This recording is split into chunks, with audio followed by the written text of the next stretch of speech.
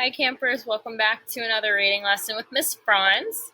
Today we're going to talk about a new concept that, again, just like our irony, you can take away into your reading or into movies and TV shows that you're watching. So that's kind of the cool part of all these lessons.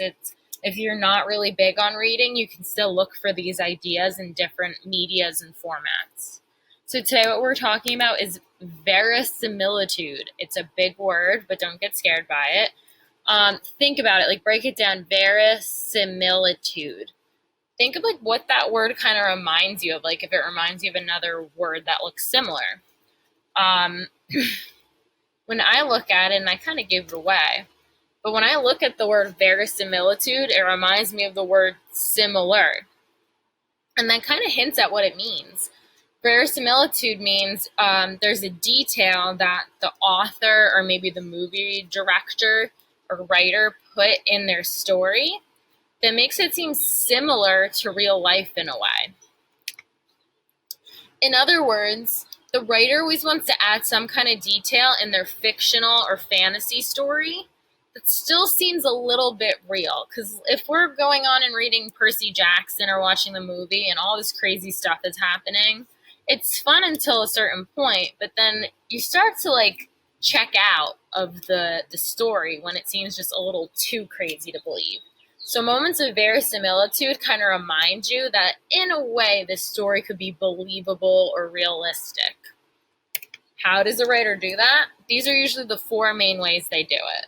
So what details create verisimilitude? If there's an emotion that we can relate to, like if we see a character has an emotion that we felt before. If there's a motivation that a character a character is being driven by, so they're motivated to be the best in their class, they're motivated to prove their dad wrong. Motivations that characters may have or could be similar to motivations we've had as real people. Maybe relationships, we see like a father and son relationship that reminds us of ourselves. Or like a student-teacher relationship where the teacher really believed in a kid and it reminded you of you and your favorite teacher. So you're looking for emotions that you connect to, motivation moments, relationships, or settings that are similar or relatable to ones you've seen or heard. For example, the story of Harry Potter is mostly at Hogwarts, which is totally made up. But a lot of parts of it take place in London, and London is a real place in the world in England. So even though you're like, there's no Hogwarts, this is crazy, if you see the word London and you see maybe like the Big Ben and details that are similar to, or that are in that city, you're like, well, this kind of seems real now that I'm looking at the details. So what we're going to do is look at a book example and two video examples as to where verisimilitude comes up. In other words, moments where the reader or viewer, if it's a movie, feels like a connection to the story in a way that the story becomes more believable. So, why does this work? Let's just kind of go over this really quick. Why does it work to create these relatable moments? Because we as humans are pretty self-centered, and that's not really a bad thing. It just means that we like to hear or find ourselves in things that we hear and see. So let's see if we can find ourselves in some details of this Harry Potter passage here. So I'm going to read it, and you think to yourself, is there any emotion or relationship or setting in here maybe that I can connect to as like a real person? Harry woke early the next morning, wrapped in a sleeping bag on the drawing room floor. Everything was quiet except Ron and Hermione's slow, deep breathing. Harry glanced over at the dark shapes they made on the floor beside him. Ron had a fit of gallantry, which means he became very heroic suddenly, and insisted that Hermione sleep on the cushions from the sofa, so that her silhouette was raised above his, her arm curved to the floor, her fingers inches from Ron's. Harry wondered whether they'd fallen asleep holding hands.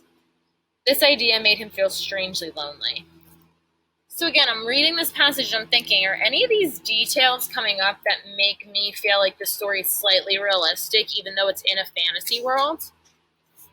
So emotions, motivations, relationships, and setting. Is any of that coming up here?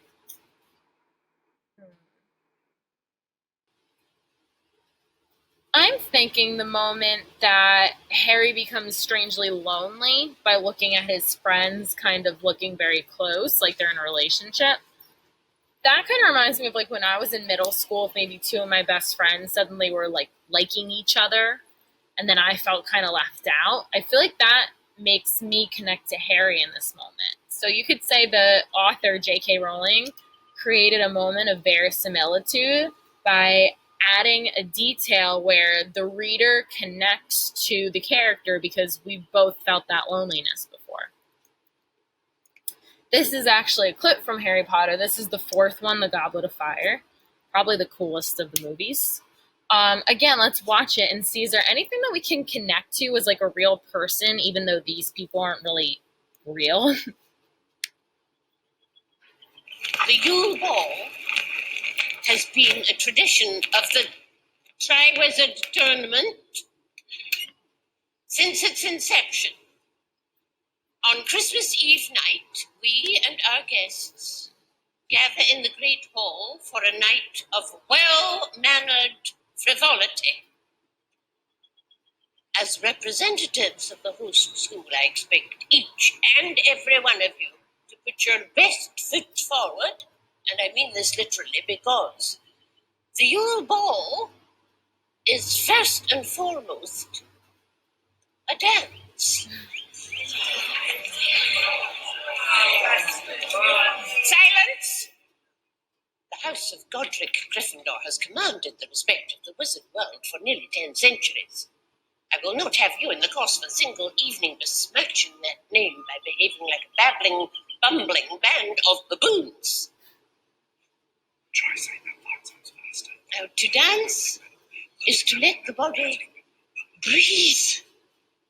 Inside every girl, a secret swan slumbers, longing to burst forth and take flight. Something's about to burst out of his midget, but I don't think it's a swan. Inside every boy, a lordly lion prepared to prance. Mr. Weasley. Yes. Will you join me, please?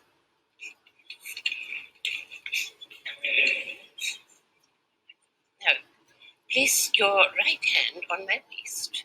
Huh? My waist. And extend your arm. Mr. Filch, if you please. 1, 2, 3. 1, 2, 3. 1, 2, 3. Oi! Never gonna let me forget this, are you? Never. Everybody come together. Boy! All right, so think through that whole clip. Were there any details, any moments where you're like, oh my gosh, I feel what he was feeling, or that's how I would act too?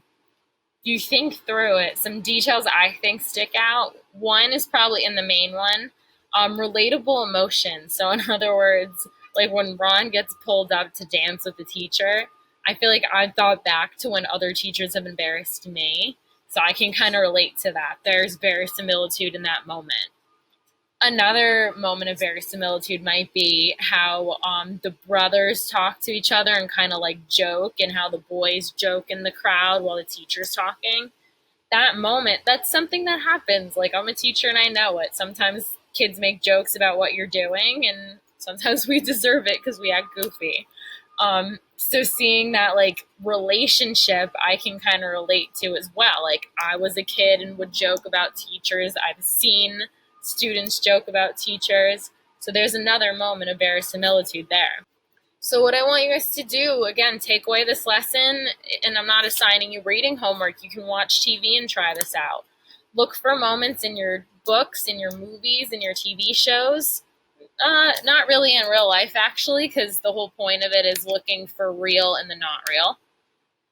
But when you're watching The Avengers later on Netflix or your favorite TV show, look for moments where you kind of connect to what's going on or a setting seems realistic. And then you can say, oh my gosh, it's a moment of verisimilitude. In other words, the story seems real for a moment.